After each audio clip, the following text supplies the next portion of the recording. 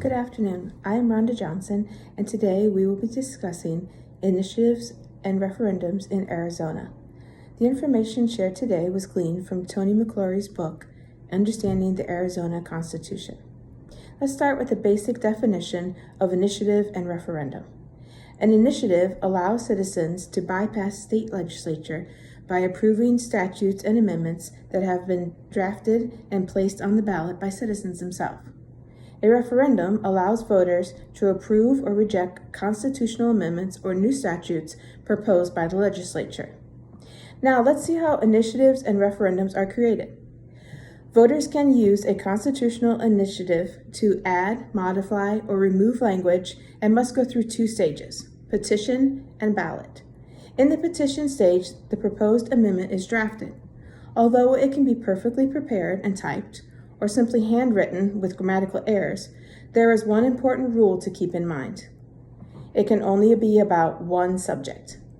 The draft is filed with the Secretary of State and circulated amongst registered voters. 15% of voter signatures must be obtained. More than 15% is usually needed, as inevitably some of these signatures are invalidated. If enough valid signatures are obtained, the proposed amendment is on the ballot at the next general election for a yes or a no vote. Statutory initiatives are also proposed by citizens and pertain to everyday laws about any subject. They can be new statutes or used to repeal or alter existing laws. 10% of voter signatures must be obtained, and then the process is the same as a constitutional initiative. Referendums. A constitutional referendum is a constitutional amendment that is put forth by the legislature and must be approved by a majority vote in both the House and the Senate. If a majority vote is obtained, the proposed amendment appears on the ballot at the next regularly scheduled general election. A statutory referendum refers to ordinary laws proposed by legislature, placed on the ballot to be voted on and approved by voters. A statutory referendum by citizen petition, also called a popular referendum, permits voters to kill a bill already passed by the legislature and approved by the governor. This can be done by any citizen within 90 days after the end of a legislative session.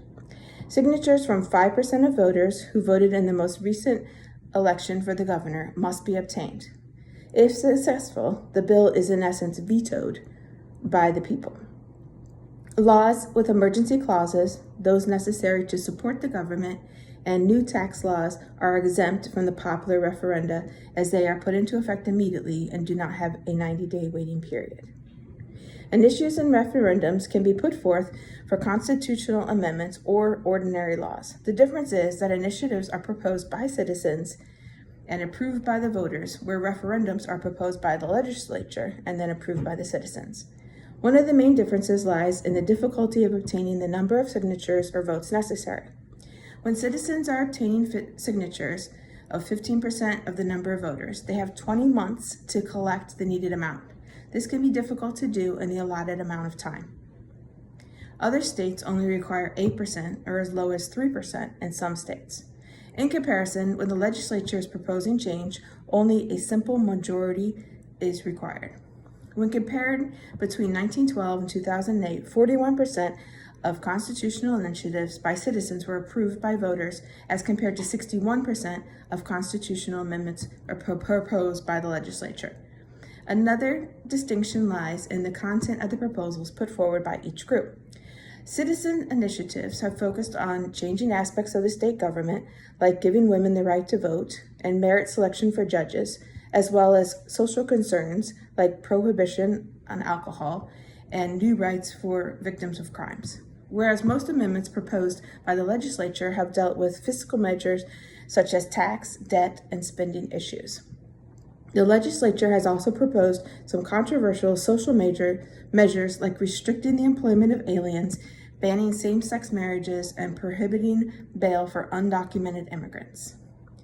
Pros for the initiatives include citizen voice, the opportunity to be a direct democracy, a self-governing people. Cons for initiative are that ordinary citizens may lack the expertise and experience to make sound laws, it may be expensive to advertise the proposed amendments or statutes, making room for wealthy special interest groups and outsiders to push their agendas. Some extreme initiatives lack middle ground options, which are usually preferred by most voters.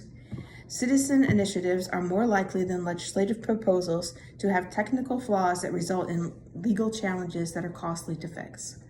Ballot propositions that target minorities and unpopular groups increase social tension. And spending initiatives for specific programs that don't consider the entire economic picture but are a response to advocacy groups are some of the cons. The pros for a referendum are that voter approval is required.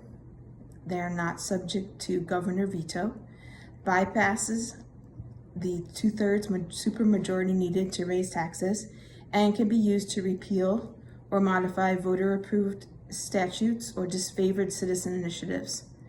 Also, they can attract particular voting blocks back to the polls. Some of the cons of referendums are that they're more costly than sending bills directly to the governor. Members of legislature can be influenced by wealthy special interest groups or may propose legislation that is out of touch with the needs of their constituents. Initiatives and referendums support the idea that direct democracy, as outlined in Arizona Constitution, by giving power to the citizens of Arizona. Although they have been part of Arizona's Constitution since statehood, in 1998, the citizens voted to amend the Constitution to make these provisions even more robust by passing Voter Protection Act, shifting the balance of power in the citizens' favor. The entirely people process of initiatives allows citizens to draft and vote to approve or reject changes to the Constitution and laws. Through referendums, the voters can reject or approve changes put forward by the legislature. Even the threat of a popular referendum helps keep the legislative behavior in check by causing them to alter course.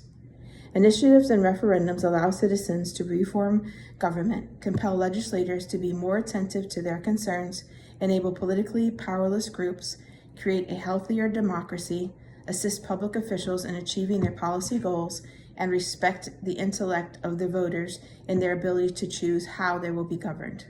Thank you for joining me today in this discussion of initiatives and referendums in Arizona.